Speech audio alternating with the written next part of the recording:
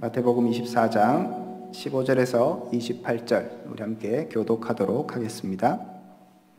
제가 15절 먼저 읽습니다. 그러므로 너희가 선지자 다니엘이 말한 바 멸망에 가증한 것이 거룩한 곳에 선 것을 보거든 읽는 자는 깨달을진저.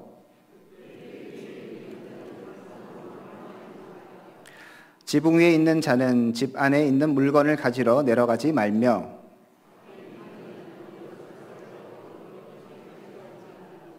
그날에는 아이벤 자들과 젖먹이는 자들에게 화가 있으리로다.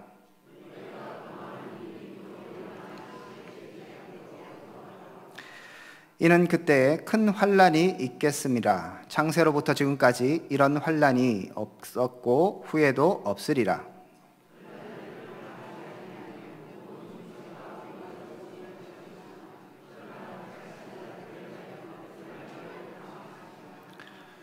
그때 사람이 너희에게 말하되 보라 그리스도가 여기 있다 혹은 저기 있다 하여도 믿지 말라.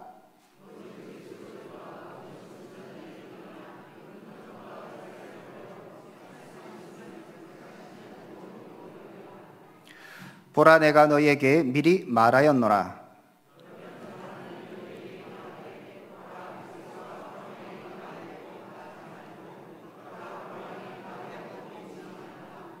번개가 동편에서 나서 서편까지 번쩍임 같이 인자의 임함도 그러하리라. 독수리들이 모일 것이니라. 아멘. 오늘 말씀을 통해서 하나님의 은혜를 또 경험하고 특별하게 말세를 살아가신 여러분 가운데 믿음으로 승리할 수 있는 귀한 시간 될 수 있기를 주님의 이름으로 축복드립니다. 오늘 말씀 좀 무겁죠? 큰 환난에 대해서 얘기하고 있고요. 미혹하는 자들에 대해서 이야기하고 있습니다.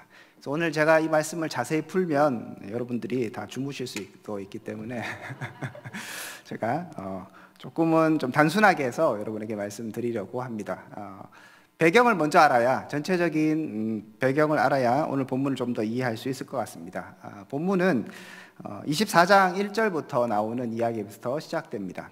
예수님께서 예루살렘 성전에서 나와서 이제 가시려고 할 때 제자들이 성전을 가르쳐서 자랑을 했습니다.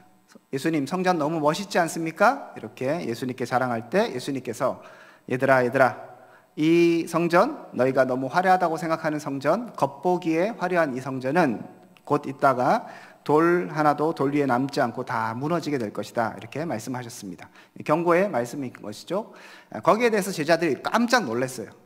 성전이 지금도 지어지고 있고 이 화려한 성전, 하나님이 이제 이 성전을 통하여서 이스라엘 백성들을 구원하고 새롭게 하실 것 같은 그 희망에 부풀어 있는 제자들에게 이것이 다 무너진다고 말씀하시니 너무 놀라운 일인 것이죠. 그래서 제자들이 조용히 나와서 예수님께 묻습니다. 예수님, 어느 때 이런 일이 있겠사오며 또 주의 임하심과 세상의 끝에는 무슨 징조가 있겠습니까? 라고 묻습니다. 그러니까 어떤 때 이런 일이 일어나며 그리고 그때는 어떤 징조가 있겠습니까? 거기에 대해서 예수님께서 쭉 대답을 하시거든요. 마지막 때 이런 환난 저런 문제가 있지만 아직 끝은 아니다, 시작도 아니다, 이렇게 얘기하셨고요. 그리고 나서 오늘 말씀입니다. 오늘 말씀이 그러므로라고 시작하죠. 그래서 예수님께서 제자들이 물어봤던 어느 때에 성전이 무너지겠습니까? 그리고 그 성전이 무너질 때 어떠한 징조가 있겠습니까? 이 부분에 대해서 예수님께서 답을 해주고 계십니다. 그 답의 징조는 15절에 나와 있습니다. 15절 한번 보시면요.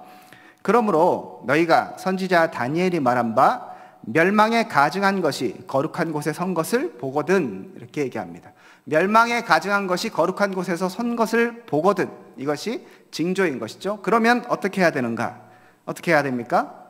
16절에 보니 도망가라 라고 얘기합니다. 이 도망가라고 얘기할 때 굉장히 급박하게 도망가라고 말씀하세요.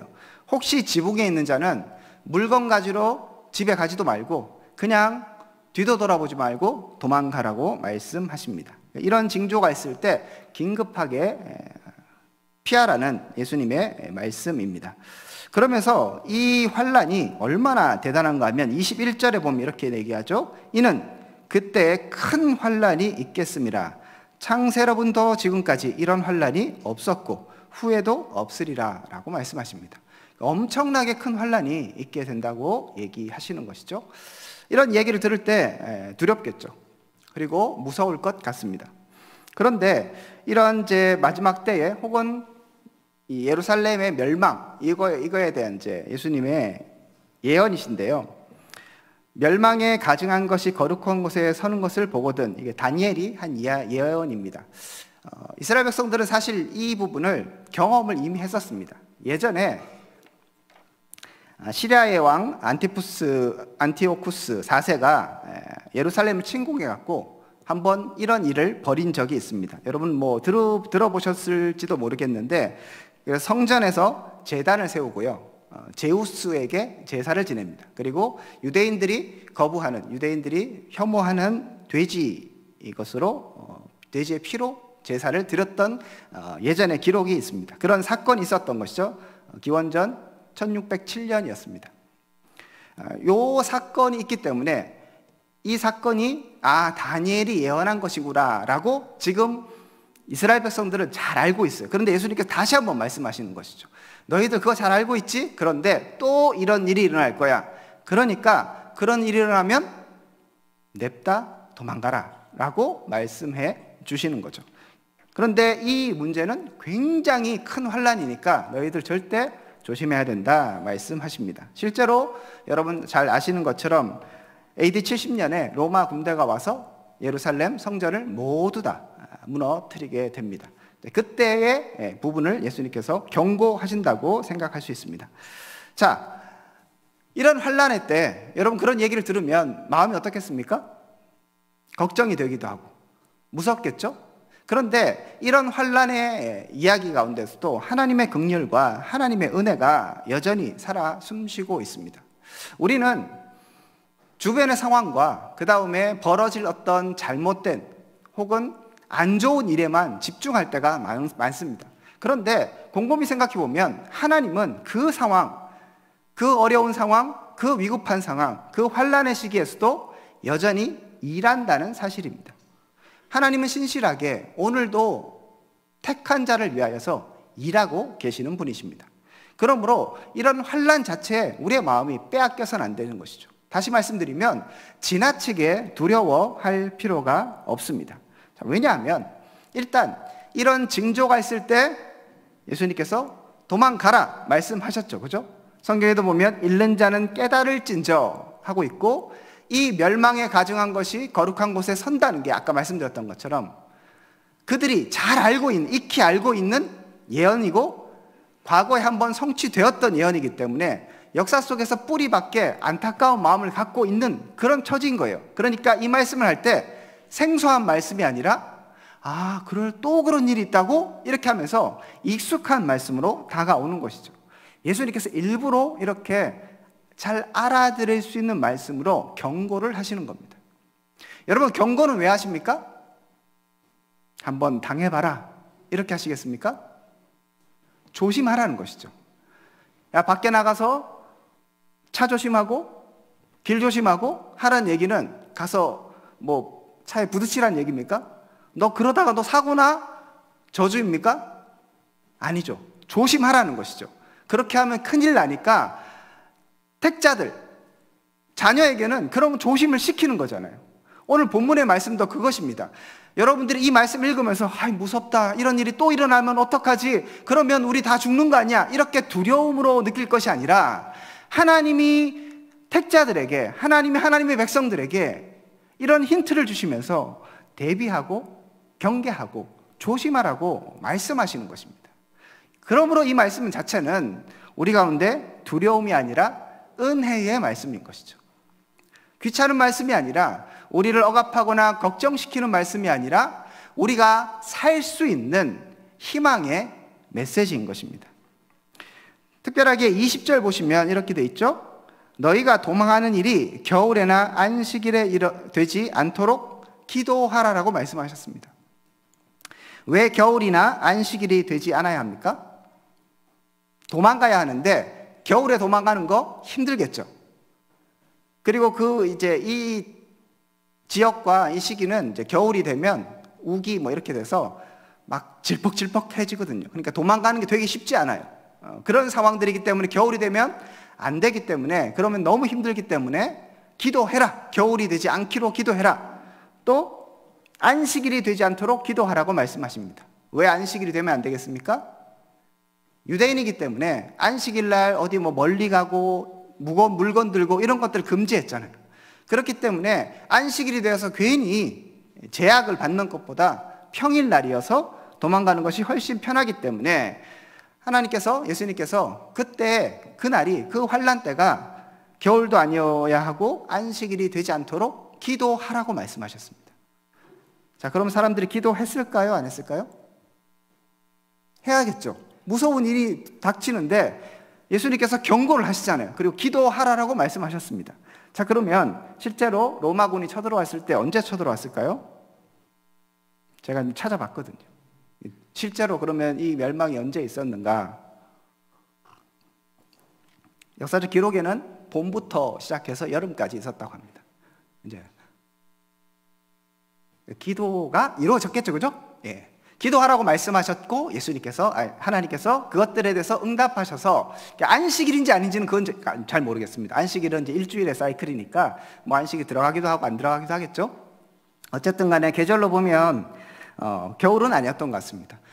제가 무슨 말씀을 드리고 싶은가 하면 하나님께서 그 땅을 멸망시키는데 특별하게 이 성전이 왜 무너져야 하는가? 여러분 한번 생각해 보십시오. 멸망에 가증한 것이 거룩한 곳에 서요. 그러면 여러분들 가만히 계시겠습니까?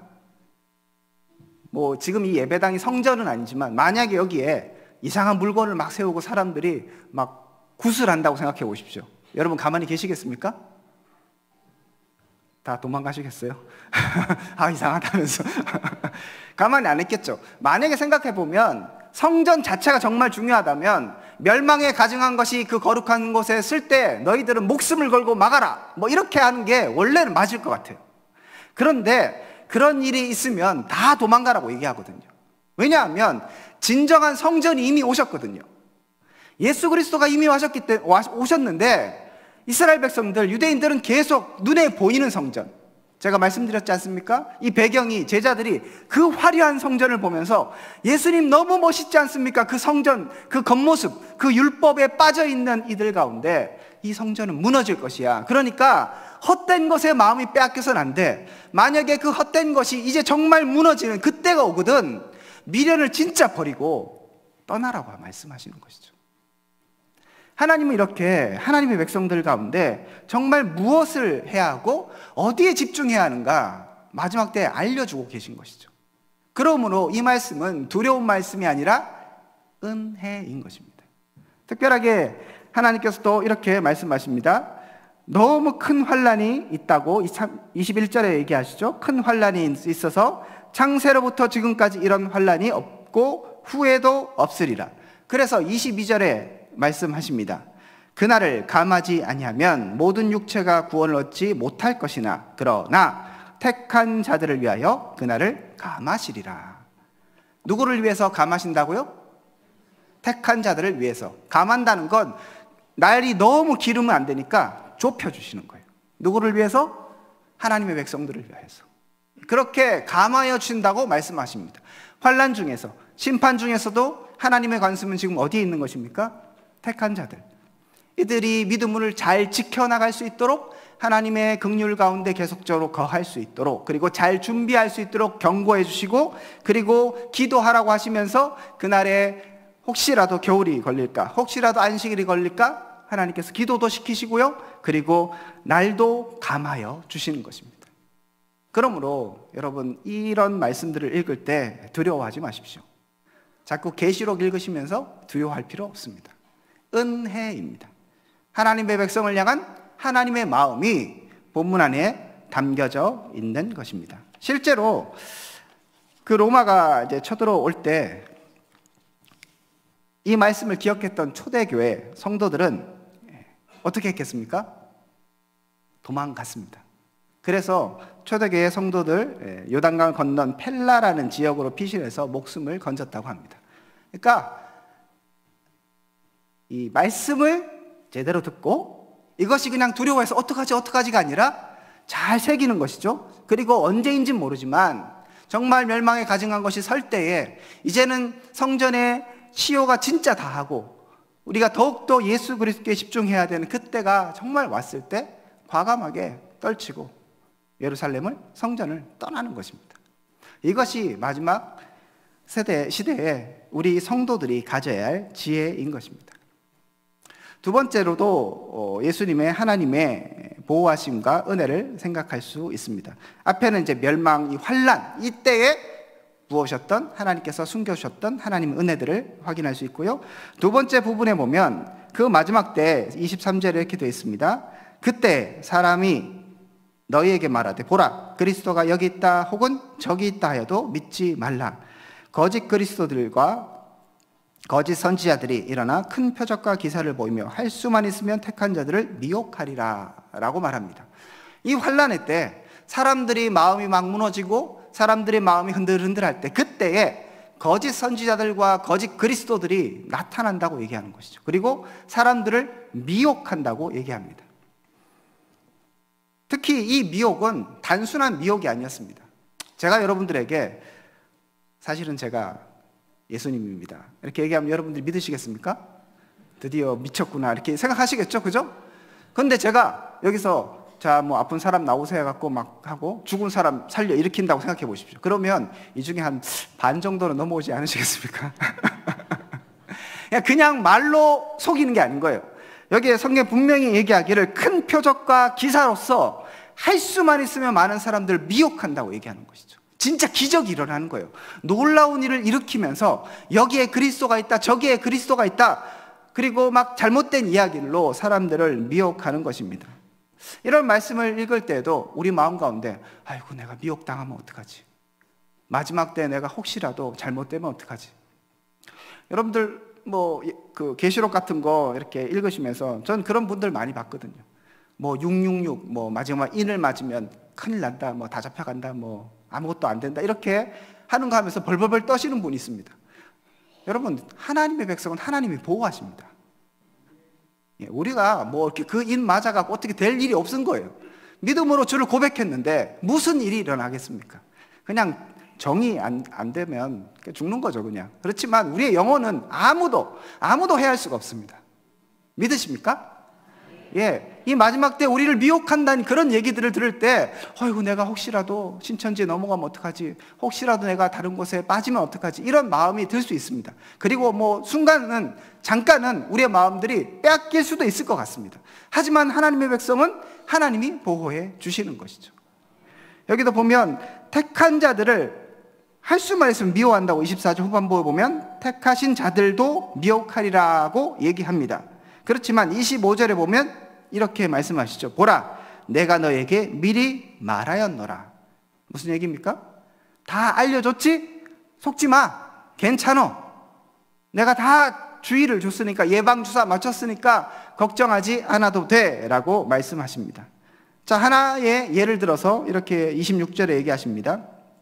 그러면 사람들이 너에게 말하되 보라 그리스도가 광야에 있다 하여도 나가지 말고 보라 골방에 있다 하여도 믿지 말라. 여기에 그리스도가 있다, 저기에 그리스도가 있다. 광야는 되게 좀 사람들이 많이 찾지 않는 곳이죠. 그렇죠? 그런 곳에 있다. 혹은 골방, 진짜 숨겨놓고 아무도 잘 모르는 은밀한 곳에 그리스도가 있다. 이렇게 사람들이 얘기할지라도 믿지 말라고 얘기하십니다.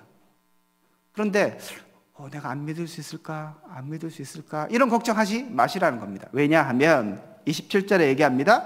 번개가 동편에서 나서 서편까지 번쩍임 같이 인자의 임함도 그러하리라. 여러분 번개 보셨습니까? 예, 번개가 동편에서 서편까지, 그러니까 진짜 엄청난 번개인 것 같아요. 거기에 있는 모든 사람들이 번개가 치는 것을 볼 수 있겠죠. 예수님의 임함, 정말 예수 그리스도가 다시 오신다는 것은 골방처럼 은밀하게 오시는 게 아니라는 거예요. 모든 사람이 다 볼 수 있도록 번쩍, 밤에 번쩍하면 이렇게 뭐 일하다가도 사람들이 하늘을 쳐다보게 되는 거와 마찬가지입니다. 이 부분은 또 뒤에도 나오거든요. 그래서 예수 그리스도의 임하심은 사람들이 미혹해서 여기 있다, 저기 있다 그렇게 해도 속을 일이 없는 것입니다. 여러분 뭐 안식일교 같은 경우에 제가 정확하게 기억은 안 나는데 1960 몇 년에 예수님 재림하셨다 그러거든요. 여러분 신문에 그런 뭐 대석특필 된 게 있습니까?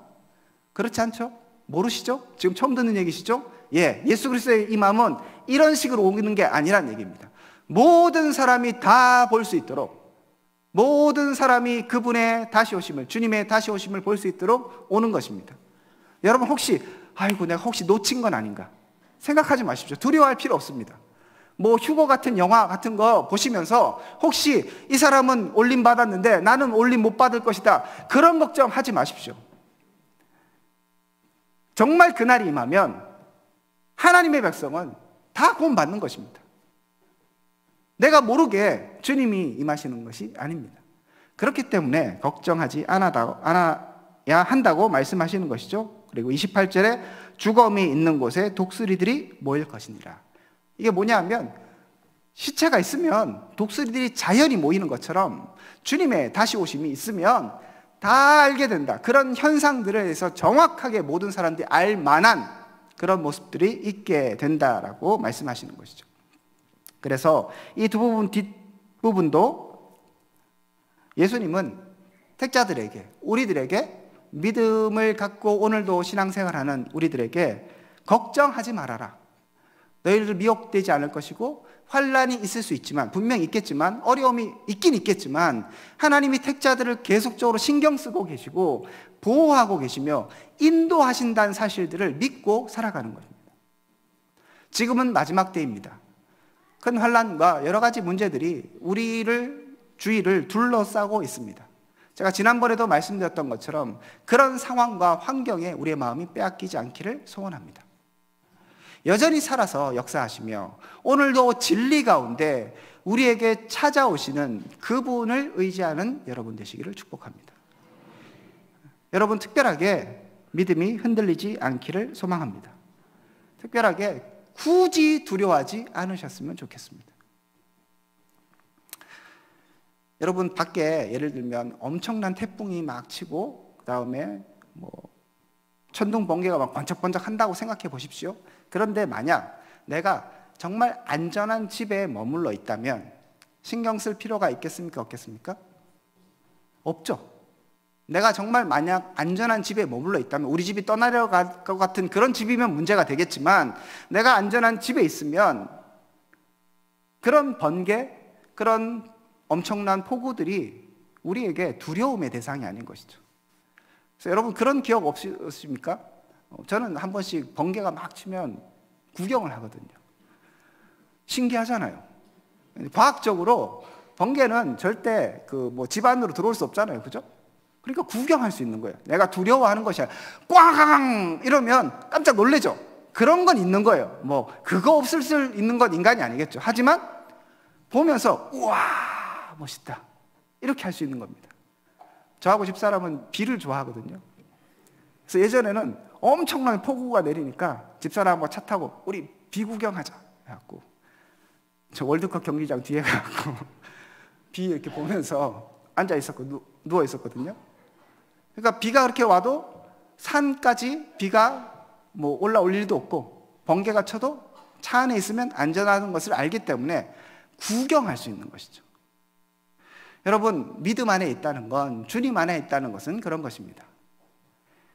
여러분이 이 말씀들이 오히려 두려움이 아니라 위로가 되기를 소망합니다. 그리고 이 경고의 말씀이 말 그대로 경각심을 가지는 것이지, 그래서 내가 진짜 조심해야지 이런 마음으로 가지는 것이지 두려움으로 벌벌 떠는 마음은 없었으면 좋겠습니다. 이 마지막 때를 살아가는 여러분 가운데 그 마음이 가득하여 이 마지막 때 가운데 승리할 수 있기를 축복합니다. 그리고 더 나아가서 우리 드림교회가 마지막 때 방주와 같은 역할을 해서 정말 두려움에 떠는 그 세대들 가운데 믿음을 심겨주고 하나님의 은혜를 전해줄 수 있는 귀한 방주의 역할들을 또한 할 수 있는 우리 공동체 될 수 있기를 주님의 이름으로 축복드립니다.